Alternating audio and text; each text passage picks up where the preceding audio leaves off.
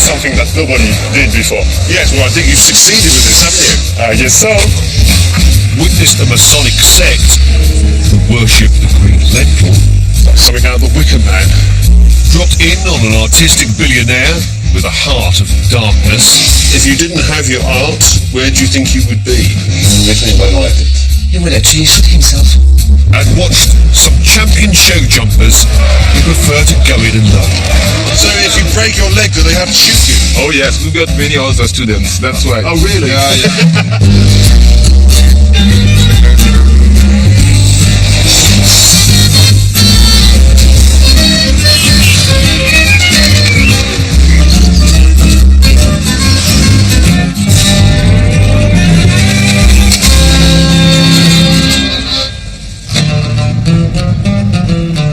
More than 16 million Brits visit Spain every year. In fact, I think I may be the only one who's never been here. But it's certainly a country of contrasts. Staunchly Catholic, they are a proud and passionate race who like to flirt with danger. Until 35 years ago, they were ruled by a ruthless dictator called Franco. And like Britain, they used to be a colonial power. But now Spain is probably best known as a holiday destination, with a plentiful supply of booze and more than 3,000 miles of coastline.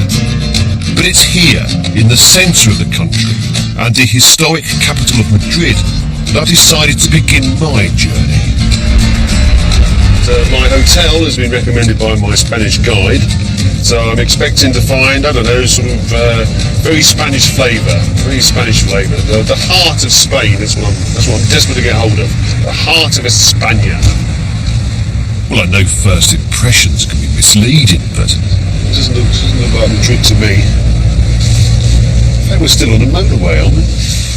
this is not the kind of hotel I was expecting. Oh, well, Spain, here we come.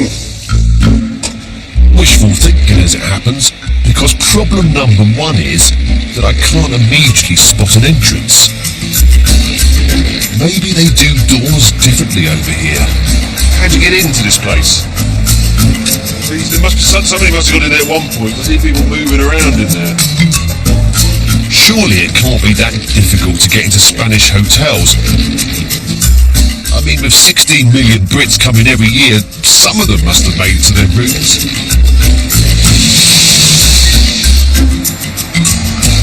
That looks promising. It's always simple when you know how, isn't it? Do you have a room for Paul Merton? Yes, indeed we do. Great, thank you. We were waiting for you. Welcome to the hotel. Yes, I got here about half an hour ago, but I couldn't find my way in. But I'm here now, so it's good. Okay, so that is going to be your room is 120 on the first floor. 120 on the first floor. Okay. Well, I'm getting the hang of this now. Although Spanish decor is not what I was expecting it to be. Well, that's very welcoming. Whatever it is. I think I may have accidentally checked into an art gallery. 16130 pointing down this way. These are going down, aren't they? 113. Okay, this is wrong. I'm tempted to just go back to the airport and start all over again. 120. Okay, here we go. Oh. It's a little bit horrible. It's all black. It's like sort of a cave or something. Let's see what the rest of it is like. Ooh. You can't even see where it ends and begins. It's all sort of all the same colour. It's like something out of 2001, which used to be the future, but isn't anymore. I'm sorry, Dave. I can't do that. No, it's too spooky.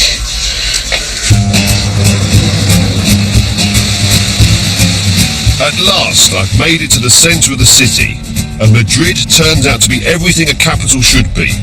Grand, historic architecture, and a vibrant street life.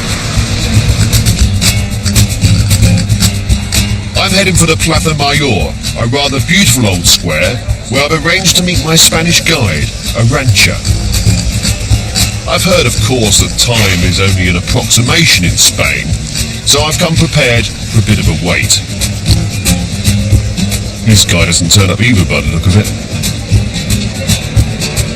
And just as I'm about to give up hope, it turns out a rancher may be here after all. That's not her, is it? Looks like it. Oh, really? You sure? Well, I can hardly wait to spend the next week with her.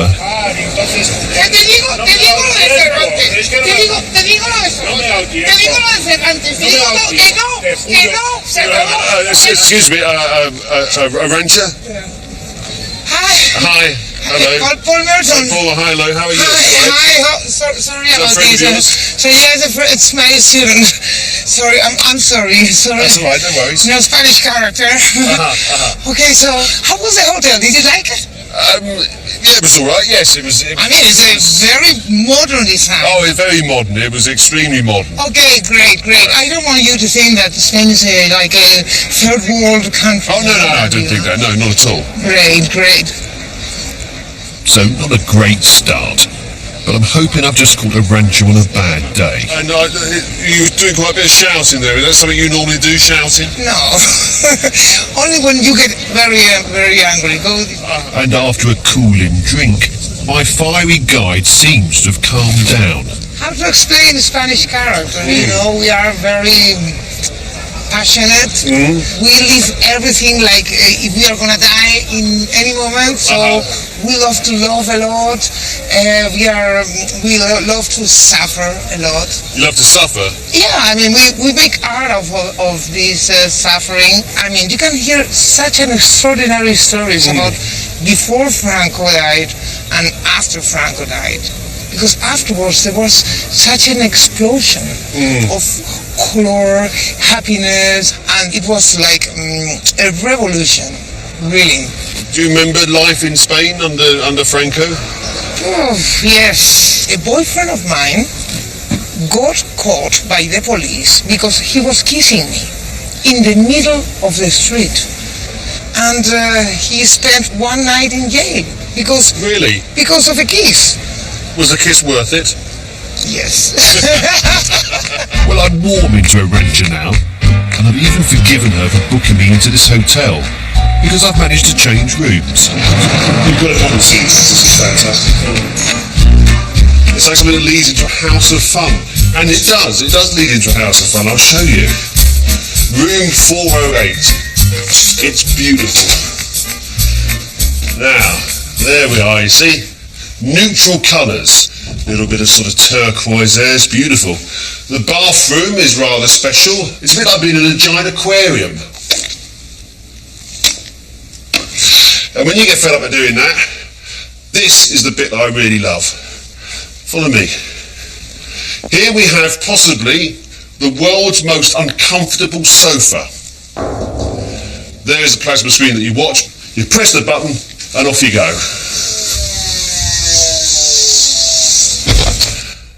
Hours of fun.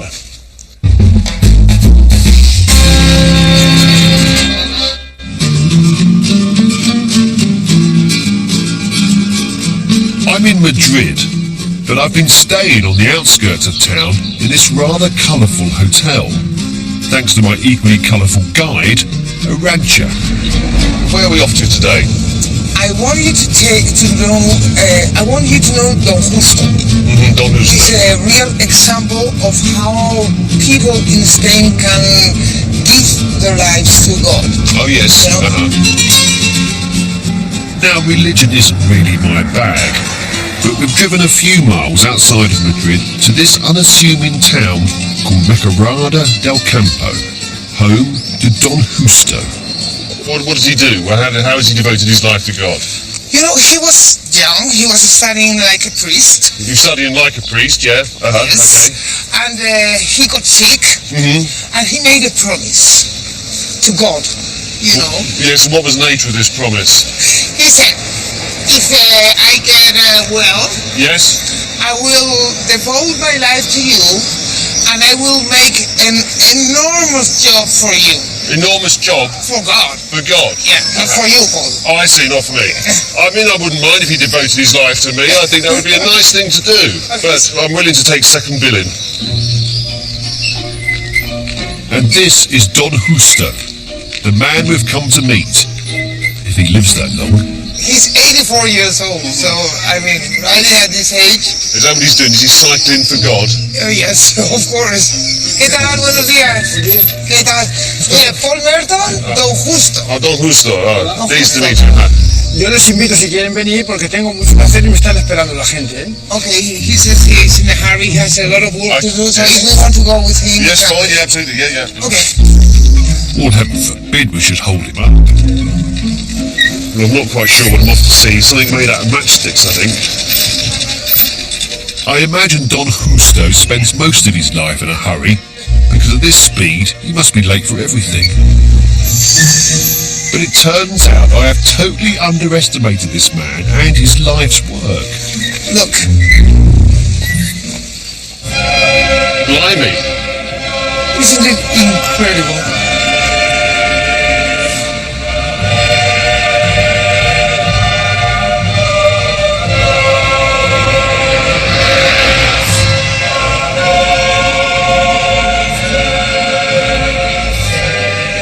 Can we go inside? Please. It's unbelievable that somebody has done this over the course of how many years? 48 years? 47, 48. Look. Wow. It is absolutely extraordinary that he's done this. Isn't it? No wonder he was in a hurry to get back here. There's still a fair bit to do. According to a rancher, Don Justo spent the first 46 years on a diet of bread and water. Don Justo. Bon appetit. He's having breakfast. But he now seems to have discovered donuts, so hopefully things should speed up a bit. It is magnificent. I am extremely impressed with it. It is extraordinary.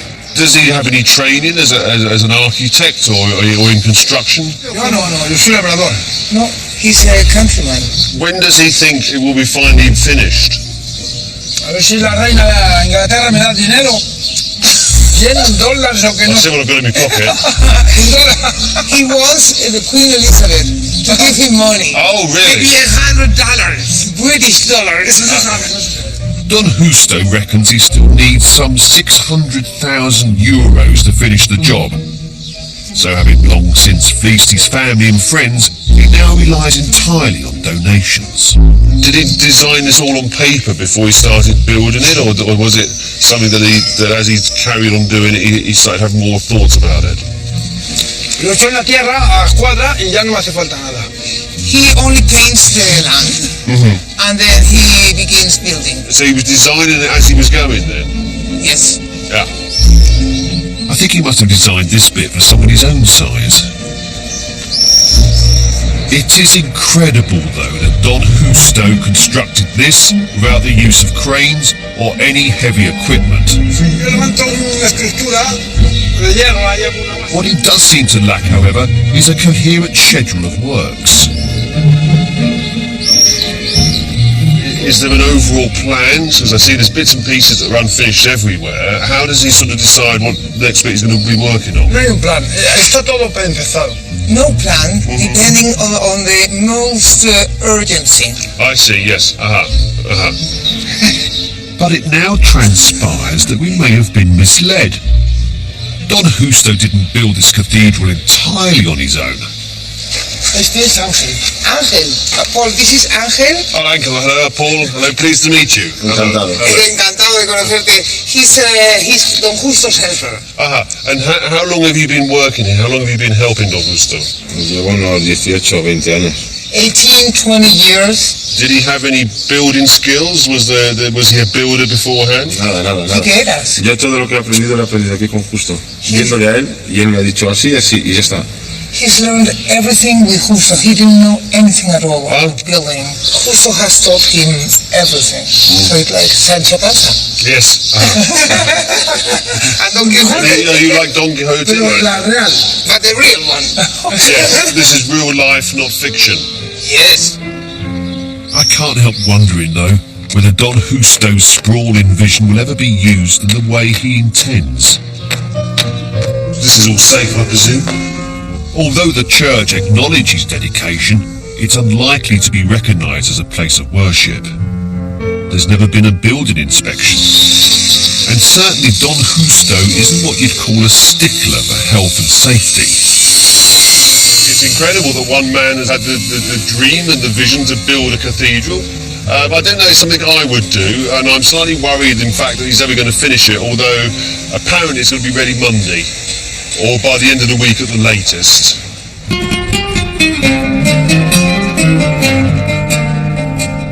I shall be leaving Madrid today, which is a shame, because I've become rather attached to my hotel, and I'm now hooked on changing rooms. This is my fourth, and definitely my favourite so far. Yeah, hang on, I'll be with you in a minute. Yeah, won't be a moment. Yes, hang on a second. Yeah, right, I'll be straight with you, hang on, just there. That's not it. Hang on. Hang on.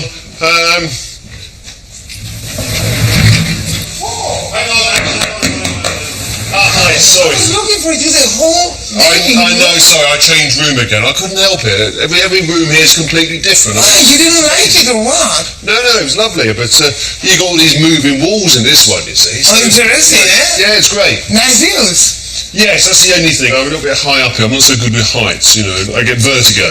Oh, yes? Yeah. Oh, you see those buildings there? Those are the highest buildings in Madrid. There was a guy who jumped from one of those towers. Oh, really? Yes, for fun. He has a parachute. Oh, a parachute. That wouldn't suit me. I'm beginning to think the Spanish are more than a little eccentric. There's definitely a side to them that celebrates a love of danger, of living on the edge. And as we head into the vast arid plains of Spain's interior, even the landscapes have a raw quality. And the towns, though attractive, seem somehow less refined than those of France or Italy. It's late afternoon, here in the sleepy-looking town of Las Navas del Marqués. But siesta time is fast giving way to fiesta time. And virtually the whole population seems to be gathering up at the bull ring.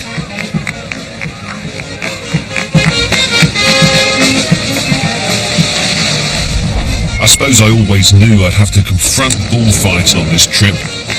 It's not something I'm particularly looking forward to.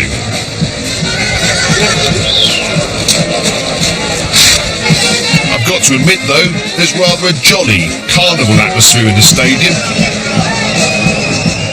And I seem to be the only one not getting carried away with the spirit of the occasion.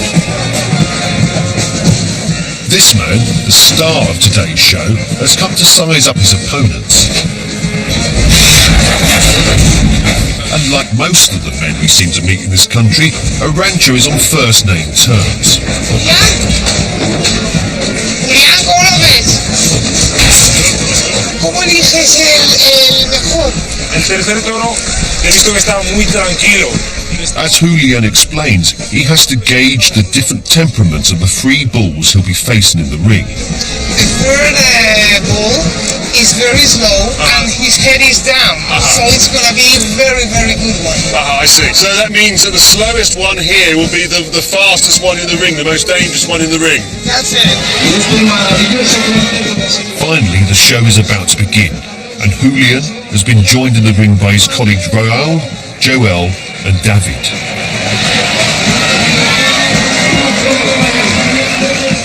As they prepare for the release of the first bull, you can feel the tension mounting. But if anything, I think I'm more nervous than they are.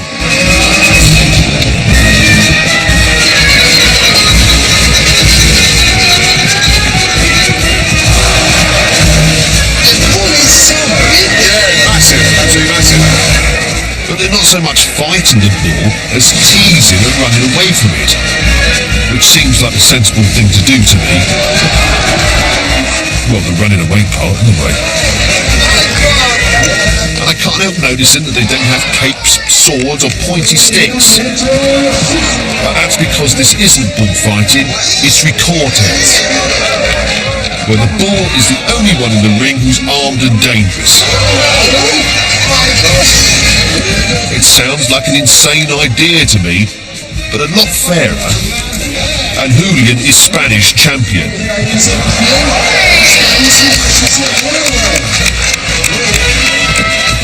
This is their third bull, the one that's apparently going to be the fiercest with the most energy. But not as much energy as Julian.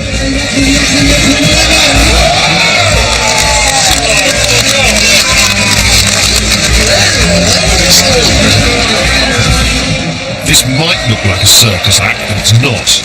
Many more recortadors than matadors get gored every year. And you can see why.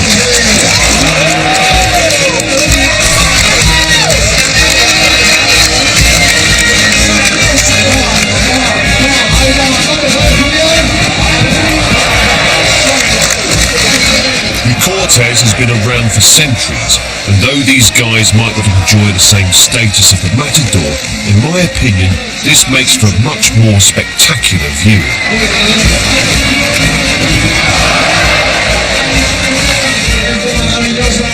And best of all, instead of slaughtering the bull in front of the crowd, they end by saluting it for its bravery as a worthy opponent. The bull doesn't know how lucky it's been. Yeah, sure. And I feel lucky too to have seen such a performance. Qué bonito. Qué bonito. How nice. Magnificent. It's incredible. Yeah, incredible. How do you first practice doing this? I mean, you have to practice with a real bull first of all. Primero con vacas chicas, con becerras y entrenando también físicamente en los gimnasios. Hay que entrenar para First of all, in the gym, and then with small bulls, and they go higher and higher. How does it feel when you have the bulls running towards you and you're going to somersault over? Does your heart pound? Hay veces que parece que se me sale del corazón, no tengo saliva cuando yo no tengo saliva. He runs out of water in Saliva? Saliva, yeah. Sí, pero en el momento que caes de salto, cuando tú y caes de salto y te levantas y ves al público aplaudiendo, tú te sientes el número uno, el mejor. Once you have finished, you have jumped, you feel the number one in the world. Yes, I'm sure. So, Julian, absolutely magnificent. I'm full of admiration for him. Thank you so much. Thank you. I feel strangely elated not to have seen all the blood and gore this afternoon. And I imagine the bull's feeling pretty chuffed too. I think I'm beginning to enjoy Spain.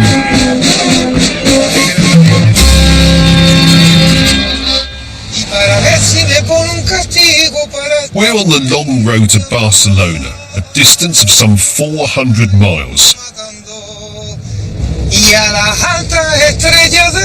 Which unfortunately provides the perfect opportunity for a rancher's sing-along a suffering songs from the Spanish hinterland. I get the feeling this is going to be a very long journey. Barcelona is Spain's second city. It's also one of the hippest, coolest places in Europe. Perhaps most famous for its Gaudi architecture, they too have an unfinished cathedral. Don Justo would be thrilled. Barcelona is also the capital of Catalonia, one of the 17 autonomous regions of Spain. Catalonia is another country. Really? Yes. So what's the difference between Catalonia? I thought we were still in Spain. Well, we are in Spain, and they say it's a different country. And here they have another language, the Catalan, which is also based in Latin. They have a very different language which was forbidden for years for Franco.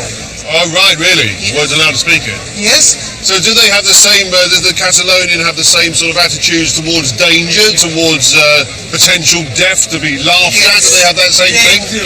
They do. And while we're on the subject of danger and death, you may remember a rancher's story about a man who jumped off Madrid's tallest building. But it turns out he lives right here in Barcelona. And since he seems to be one of the few men that a rancher hasn't yet met in Spain, guess where we're headed?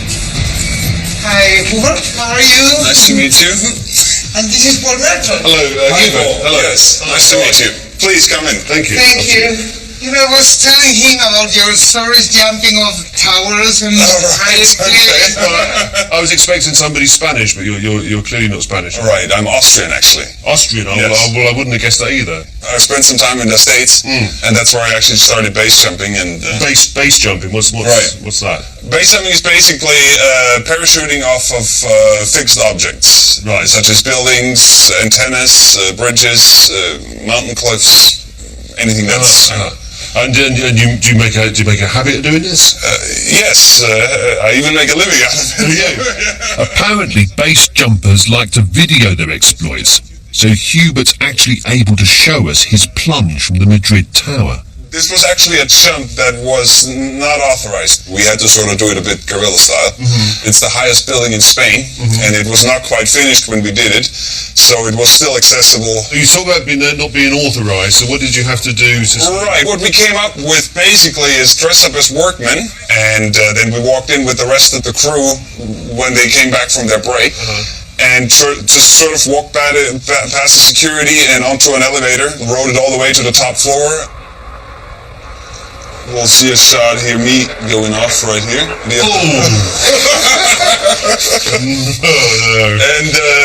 I mean, I can hardly watch it on this. Never mind.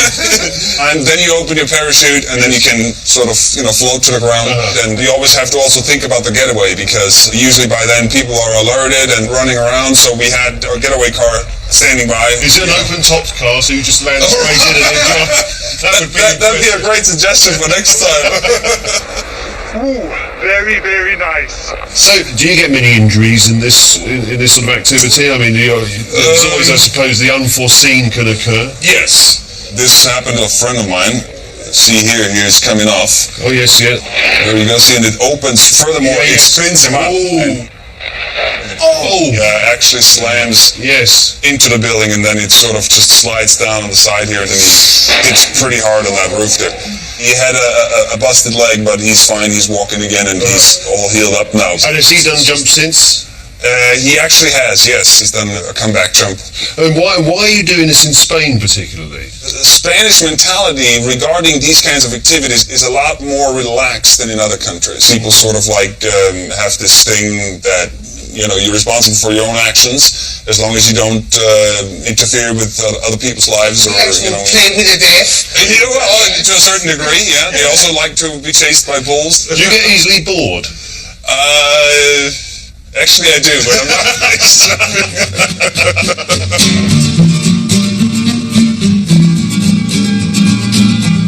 It's 6:30 the following morning, and we've come to the foot of Montserrat, 30 miles to the west of Barcelona. I've been persuaded to get up at the crack of dawn because Hubert is planning a particularly terrifying feat involving this mountain. Right, so this is the wall that I'm gonna jump from. You see the antenna there? Yeah. And slightly to the right is the exit point. Right, so that's where I'm gonna go off. This helicopter's for you as well. That's right. That's hopefully the one that's gonna take us to the top. So. Us. That's you when you say us. You're not including me in that, are you? Well, if you want to go to the top, you're invited. So. Yeah, well, thank you. I'll let you know.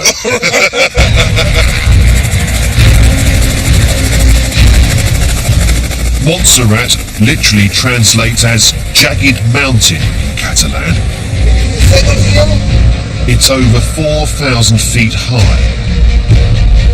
And Hubert will be relying on this rather natty looking outfit to fly for the first 3,800 feet. But right now, it's walking that seems to be his biggest problem. So in this suit, I'm a little bit restricted here with regards to movement. Not restricted enough if you ask me. Meanwhile, down at the bottom, I'm a little restricted myself. With the early start, I came out without my spectacles. Can you see him there? In this hill? yes, yeah. Actually, I can hardly see the mountain, let alone Hubert. But I'm not going to tell Arantxa. And I'm certainly not going to tell Hubert. 3, 2, 1, clear.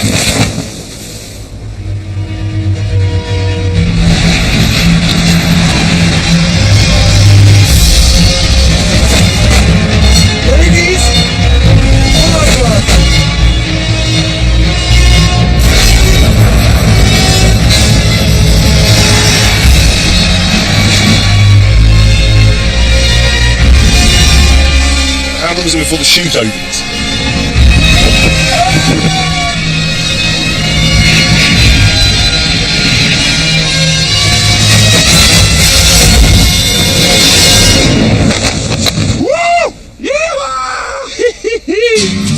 Well, by the sound of it, he's made it down in one piece. Oh man! So I guess congratulations are in order.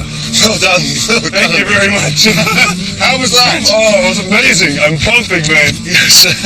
That was a rush. Oh, man. You should have been up there, Paul. It's spectacular view. Well, now I've seen you do it, I'll give it a go. Okay, great. Sadly, of course, I didn't see him do it. But I suppose it would be a little insensitive of me to ask him to pop back up and do it again.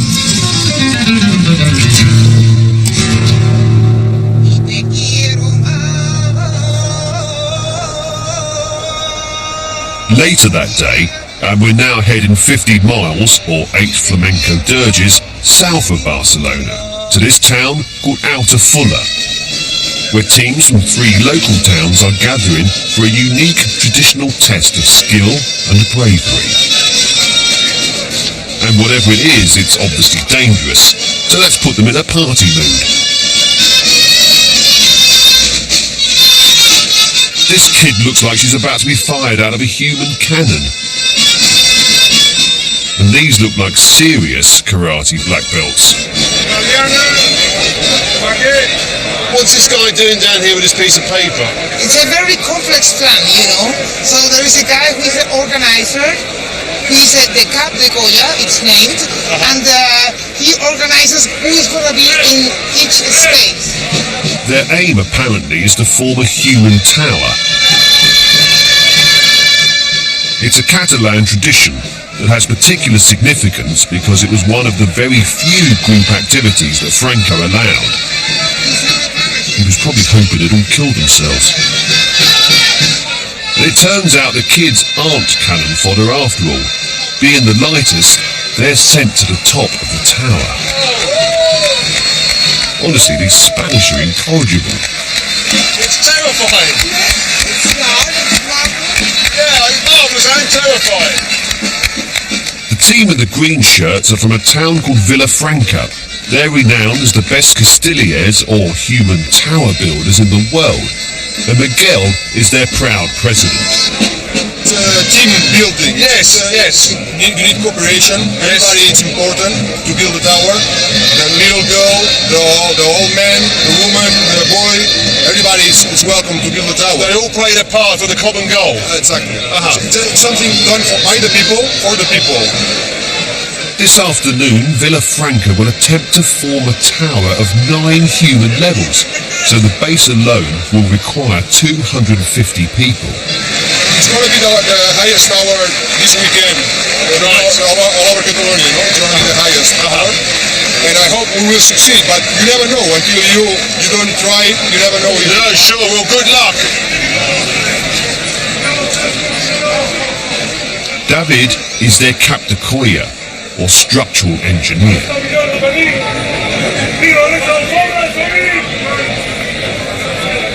These aren't professionals. They come from all walks of life. But whether they're barristers, bus drivers or barmaids, it's considered the highest honour to become pillars of their community. I can't imagine this getting past the health and safety back home. But I must say, it's a lot more spectacular than Morris dancing. For the tower to qualify, the little girl at the top must put one hand in the air. because her fingers symbolise the stripes of the Catalan flag.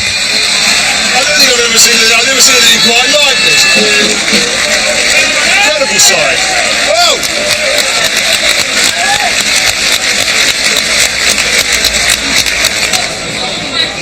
I'm not normally one for a uniform, but Miguel has now invited me to don the Villa Franca team colours. Well, I thought I'd give it a go. Anything a small child can do, I think I can do as well. After all the dangerous stuff is over now, it would be rude of me not to join them for the victory parade. I'm even prepared to wear the corset, but I'm not too sure about the pirate hat. Okay, see you in a while. Yeah. Either way, I'm off now to meet the Cap de Coya. How long have you been involved in doing this? When I was 4 years, I used to wear the shirt. His father is a member as well. Aha. His brother. Family. So were you ever the one that went right to the No, top? I wasn't. I was too scared. I mean, it's all about trust, isn't it? Trust and cooperation. Trust and cooperation. Yeah. Yeah. You need to trust to everybody. Behind you, up you. Yes. It's great. You don't wear it. Is it wrong? Well, not to be that. No. Is that better? Oh, okay. I knew I shouldn't have bothered with the hat. But now things have taken an even more worrying turn. It seems the guys in the pink shirts don't have enough people to form a base for their tower. Shall I come in here? Yeah. So they're looking to us champions to help them out. All of a sudden, I've become the filling in a Catalan sandwich. And I can tell you now, it's an even more intimate experience than it looks. And that's before they start standing on your head. What a day! I spent the morning not being able to see a man jump off a cliff, and this afternoon not being able to see 20 odd people balancing on my head.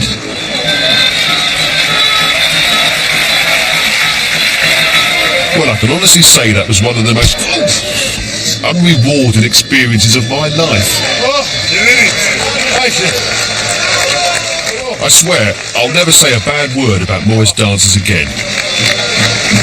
What happened?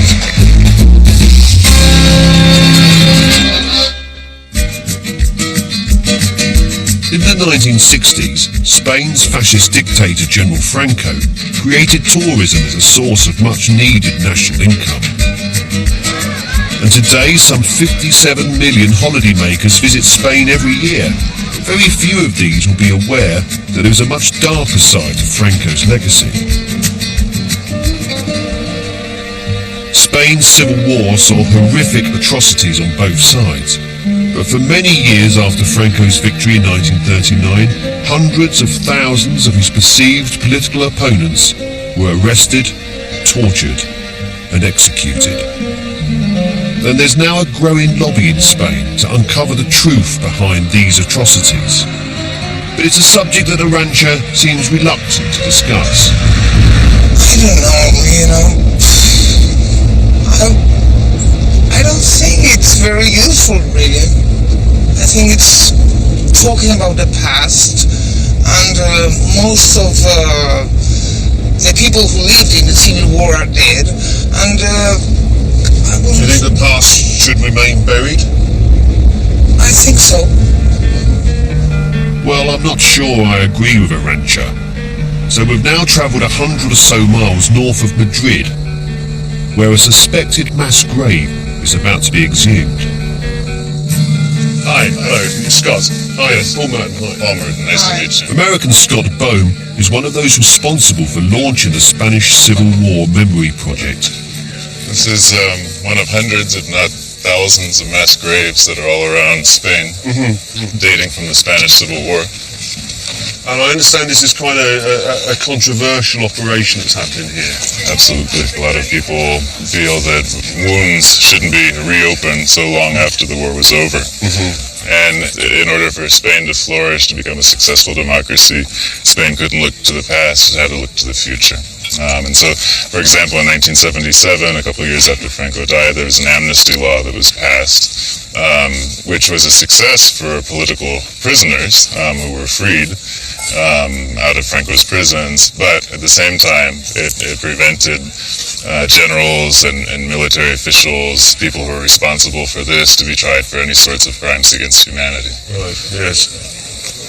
In the end, you can't sort of bury history, can you? You can attempt it, but in the end, Spain has to sort of know about its past, doesn't it? Yeah, it's very difficult. You can try, but, we're here so many years later, and it's being uncovered finally. The team believe this grave dates back to 1936, and they're beginning to make some gruesome discoveries. We have found some shoes right here, and you can see the toe here, that big toe right here sticking out. These are fragments of foreleg.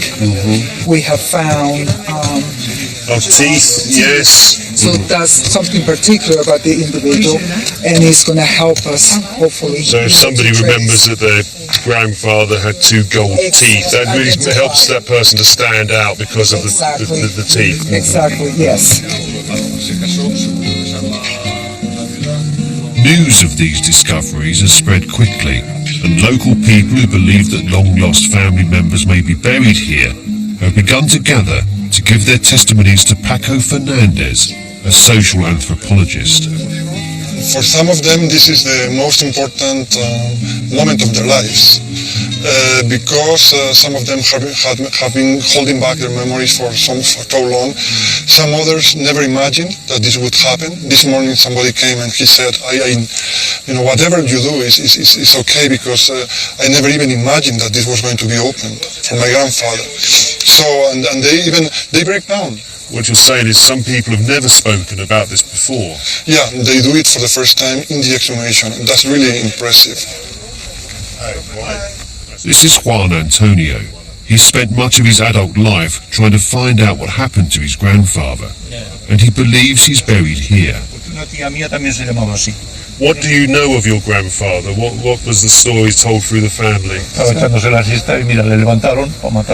was taking him up and they woke him up. They took him and that's it. They killed him. Pero me figuro que cuando esté encontrado también igual. Es que España todavía es muy difícil. Spain is very difficult. Está todavía la guerra. The war is here. Aunque no lo parece. The war is still here, even when you cannot see it. As the day wears on, the true horror of this place is revealed. This is not a war grave. This is the site of mass murder.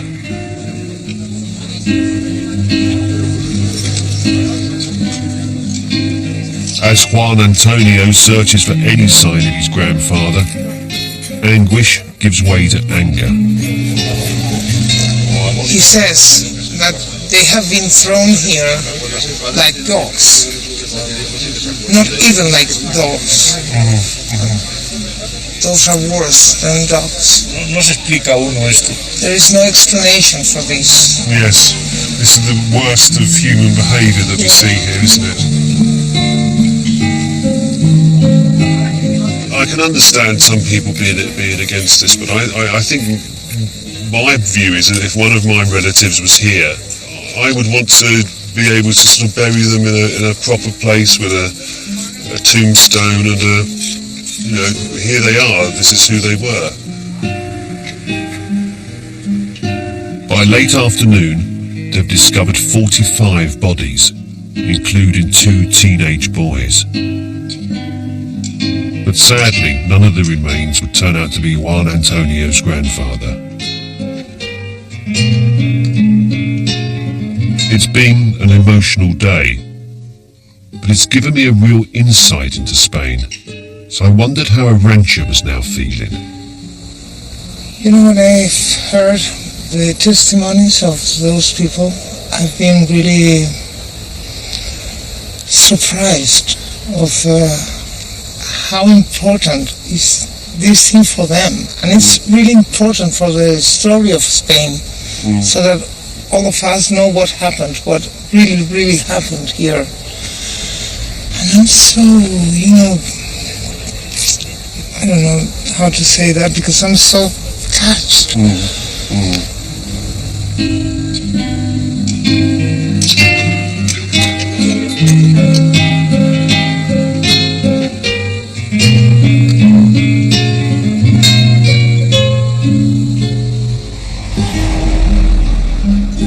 As I reach the end of my European tour, I realise that I've only really scratched the surface of this rich and colourful continent.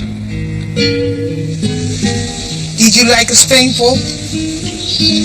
Yes, I did, very much, yes. I found it very intense, the people very passionate, the things they do extraordinary. Yes, I loved it a great deal. I thought it was wonderful. Great. Really enjoyed it. And I also learnt some social skills as well. Like that. Except I do that again. You know, I have a going away present for you. Let's practice it. What's that? Matador suit. A matador suit, like a tea towel. Yeah, shall I put it to you? Oh, yeah, yes, go on then, okay. All right. Okay. I can look silly too. Uh-huh. Have you got one? Yes, I have one. Let me see. Yeah. So we can dance flamenco. Yeah, all right then. You take the apple, you eat it, you left it. Take the apple, you eat it, you left it. So I take the apple, I eat it, you left it. To the other side. Oh, to the other side. So Take the apple, you eat it, you left. like this. Yeah. Uh-huh. Then take the apple with the other arm. Uh-huh. Take the apple, Yes. you eat it, you leave it. Hey! Hey! Hey! Hey! Hey! Hey! Hey! Hey! Hey! Alberto, cuidado, cuidado. Te estás volviendo español. Y ayudas en las torres.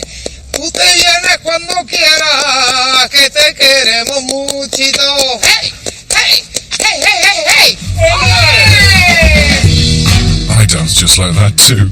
Criminals beware, Patrick Jane is back and can read you like an open book. The season 2 premiere of The Mentalist is Friday at 9 here on 5. And if you thought you'd seen the best of CSI, think again. It's the CSI trilogy. It starts in Miami tomorrow at 10.